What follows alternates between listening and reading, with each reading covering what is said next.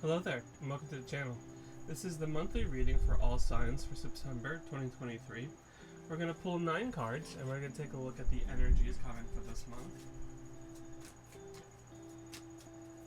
Just contacting my team, guys, to get the cards, and then we will go forward with the reading. It is, I'm sure as you can hear, officially cricket season here, now that we're in September. Hopefully they're not too bothersome. Alright, let's see what we got. We have 4 of Pentacles. Are you quite alright? Sosuke, are you quite alright? My dog has the zoomies, and I think he's choking on his own spit. But he seems to be cool. Alright, we got the Chariot. We've got the Page of Swords. We've got 2 of Swords. On the bottom here we have the Hermit. 5 of Swords, the High Priestess, and then that goes together here are the 10 of Wands and the Empress here at the bottom. Alright, so how this spread works, for those of you that aren't quite familiar with it, we have 9 cards total. The first 4 are kind of like a timeline. I mean, honestly, the whole thing's kind of like a timeline, but the first 4 are like a quick snapshot at it. You have the past, present, near future, and then this is the what happens next. Then on the bottom down here we have these 2 cards together go to the what happens next. Then you have the outcome, and then this is your clarifiers. You got the zoomies again? Alright, so for our past here, we are coming out of this energy. This is the 4 of Pentacles. This card can be used as stability, but it can also be used as greed. So I think that Spirit are saying that we're coming out of a time here where we've had to be in a little bit more of a stability mindset, or you could say a greed mindset, but that isn't necessarily because of like, oh, we want to collect everything and it's all mine and I don't want to share. It has that vibe, but it's more of, I'm feeling here, out of a necessity, right? It's out of a necessity to be holding on to. It's good. Honestly, words, because Mercury is still retrograde. It's a mix of stability and greed, but it's a stability from a sense of things aren't really the greatest right now, so I really feel like I need to hold on to. More one of those. We have in our present now the Chariot. This is ruled by the sign of Cancer. It is number 7. This sign is all about moving forward with speed and with direction. So our present moment is a moving forward towards a goal, right? This card has a goal, right? The Charioteer has a goal to get to a particular location, and the Chariot speaks of moving forward with that goal, or moving forward with that desire or that dream, and doing so in unison. Now there's a little bit more of a hidden knowledge to this card that a lot of people don't really talk about, and it has to do with the concept of the 3 souls, right? For those of you that aren't really familiar, each culture has its own beliefs in the souls, or in the parts of the soul, and how many pieces of a soul that we all have. There is roughly 9 parts to a soul, but those 9 parts could be grouped together into 3 overarching pieces, and the Chariot here represents all 3. You have the Charioteer here in the middle. That would be known as what is called the middle self, or as you know yourself now. What makes you you? The realm of the mind and of the intellect. You then have the Black Horse, which in this case is a Sphinx, which is the lower self, or the subconscious self, or the animalistic, or the emotional self. This is the self, or the part of you that comes from the ancestors, that is instinctual, is primal. is emotional. It does not use logic. It rules through emotion. Then you have the white one over here, which is normally, again, not normally a horse, but this time it's a sphinx. And that is the higher self, the divine spark of you, the ultimate, like, spiritual self. It has to deal with the higher realms, or like the realms of spirit and team and Akashic records, and it is that part of you that hasn't left source. And when those parts come together, they create you, right? The lower self wants to reach the realms of the higher self. It wants to become enlightened. The higher self wants to learn and grow. And so to do that, it needs to be incarnated. So the two souls come together, they make a contract. The higher self makes a contract with an ancestral line, a lower self. They come together and are fused and held together by the charioteer, by the middle self. And that creates you. That creates your incarnation. And when the person passes, the three souls separate. The middle self, no longer needed as the glue, disappears.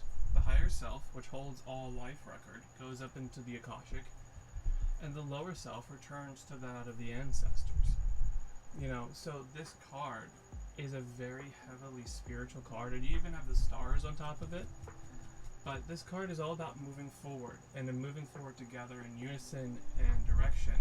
Because for you to make your purpose, for you to get to where you want to go, the charioteer needs to get the two horses to agree.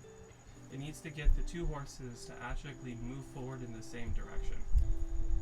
So it's saying, like, you need to get not only the dream or the vision or the team or anything external, but internally, it's saying you need to have the souls aligned in purpose and will in order to get where we need to go. So, in a nutshell, putting the little lesson behind that card aside, very simply, the chariot is about moving forward in unison with a plan. The next card that we have, this is our near future. This is the Page of Swords.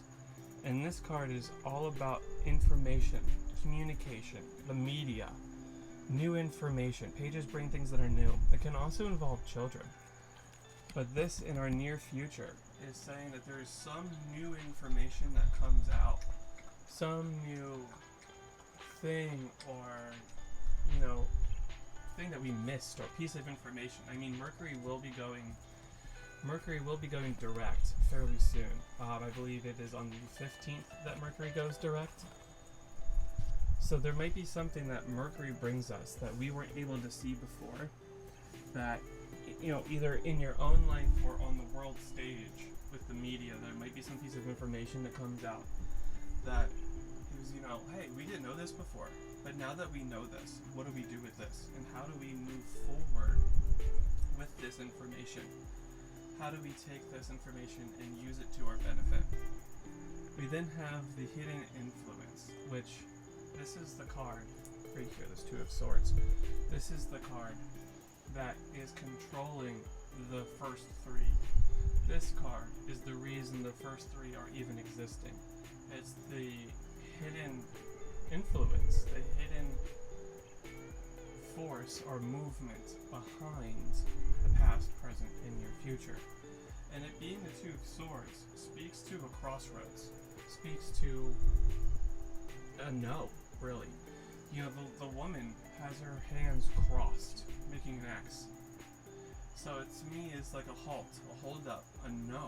And that kind of flies well with the Mercury Venus retrogrades, where we need to hold up, we need to stop, we need to pause, right? This person also needs to trust their intuition. They are blindfolded. They can't see which sword is which. This card is a very much of a planning card because it's a 2, and it's swords, so it's of the mind. But this is more of a watery sword, right? There's water behind the woman there. The waves are chopping, the moon is out. This card speaks to more of an intuition rather than to a well-known knowing, like a book smart knowing. This is more of a gut feeling that, hey, something isn't right here, or we just need to trust our gut. We need to trust the intuition. We need to trust the subtle vibes coming through, and trust the vibes and go with our gut. And whatever this new information brought us, what can we use that with? What can we do that for? How can we apply that to move forward? And how does that feel in our gut? Take a second. Trust the intuition. Don't overanalyze it. Don't overanalyze it on the way it looks on the outside, because that doesn't matter. It's not how it looks, it's how it feels, is what this card is saying. How does this information make me feel? How does it feel on the world stage? What is the hidden message about this? This is all about subtlety this month. All about subtlety. The outward appearance might seem that it's going one way, but in reality it's actually going another. So this is saying to take a moment, check in with yourself, and with your inner knowing, and with your higher self, and your lower self, and your middle self, and align yourself together. How does this information resonate with you? And then, how do we move forward with it? In your own personal life, or as a collective? Now, on the bottom row, we have the next two cards go together. They are the what happens next. And we have the Hermit paired with the Five of Swords. Now, these two cards together are quite interesting. Hi, Sosuke. You have the Hermit, who's number 9. He's all about going away, going within, which speaks to the retrograde quite well. And then you have the Five of Swords, which is all about pretty much greed and taking over, but at what cost? Come here, you little lighter. These two cards, there's going to be some sort of competition, some sort of spiritual war. I mean, you could even say, that might be a little extreme, but the Hermit goes away to absorb the information that he's learned, goes away to learn more about himself, learns about the inner world, and then comes out enlightened to share. But the Five of Swords is kind of an energy of too many cooks in the kitchen. Like, you have everything, you've got your swords, but at what cost? What did you have to give up? What did you have to sacrifice? What bridges did you burn to get to where you are? And was it worth that? And I feel like those two together is making it seem, to me anyway, that we need to contemplate on that energy of the Five of Swords. Moving forward, what now do we know that is making us second guess how we've been acting, or how we've been treating information, or how we've been treating people, or how the situation has been going for us? That, okay, we have the new piece of information that we didn't know, that maybe Mercury brings us once it goes direct. And then with Venus going direct, those cycles are now complete. What do we now know with those two? So Mercury rules communication and knowledge and learning, right? It rules signs like Gemini and Virgo. But Venus rules love and the heart and food and earth. So putting those two things together, how do we now move forward as a collective? And we need to contemplate this. Have we been doing this all wrong? Have we been living all wrong?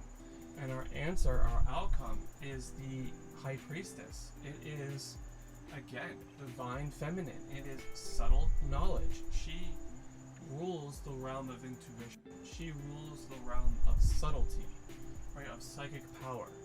Right, so this isn't necessarily something that is outward or proactive or projective. Now yes, things will happen outwardly, either in your own personal life or on the world stage. But this is not something that you take up a sword. We're not using Mars energy here. We're not using proactive get up and go. Yes, we do have the Chariot. But again, the Chariot is ruled by Cancer, and its ruling planet is the Moon. So this is all about intuition. How do we move forward and redo the things that we thought we knew how to do? Because those systems weren't working. That is the whole point of a Mercury retrograde. It is showing you, or any planetary retrograde, it is showing you, hey, we need to stop. We need to redo this and rethink this because this system wasn't working anyway. So instead of letting it crash and burn, I'm going to show you, hey, this wasn't working and you better fix it. Because if not, like, yeah, this is going to collapse soon. And this is very much what I'm seeing in September. There's going to be things that come up, right? The review periods are over. Now we get the chance to look at it. We get to see in our lives and in as a collective, these systems aren't working. Now, how do we use our intuition? How do we realign our souls? How do we bring in the psychic awareness that we all have? Whether or not you believe you're psychic or not does not matter. Everybody has psychic power. Whether you know it, whether you use it, or whether you think it doesn't exist. We all have psychic power. We all have psychic abilities. And it's tapping into those, right? We need to, as a collective, tap into our psychic abilities, into our psychic power, and to bring forward this world in a more whole state, right?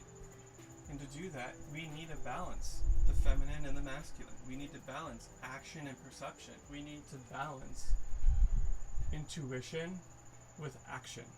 And in this case, this month, it is very heavily intuition.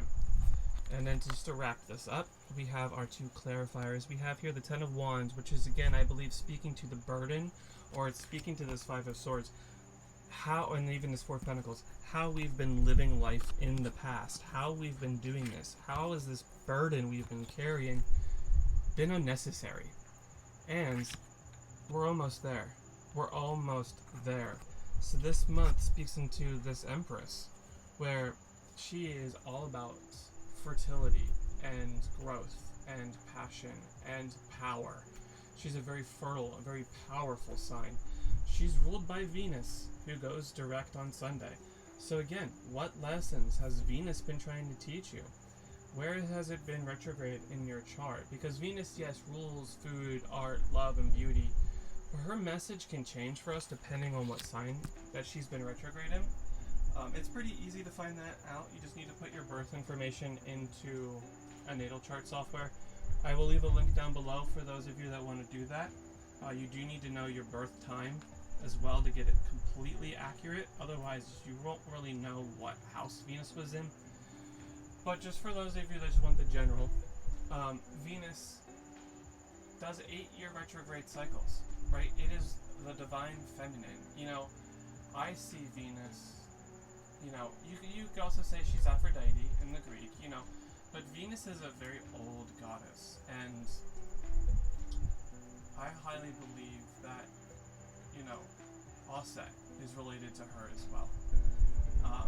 You know, the goddess, she of 10,000 names. You know, this is a very heavily goddess-inspired energy, and I feel that she's really, really trying to make herself known, and she's really trying to come back on the world stage in a sense of that she's been silenced, she's been absent, she's been patronized, she's been destroyed for the last long period, thousands of years.